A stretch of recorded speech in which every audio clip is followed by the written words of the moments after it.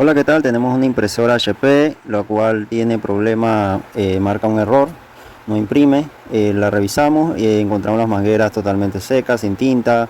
Los cabezales también estaban dañados, tenía corto, ya que le llegó la tinta donde van los pines que le dan la información al cabezal para que imprima.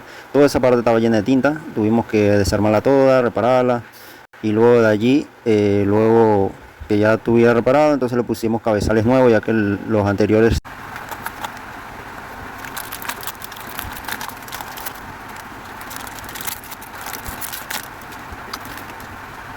se dañaron por el corto.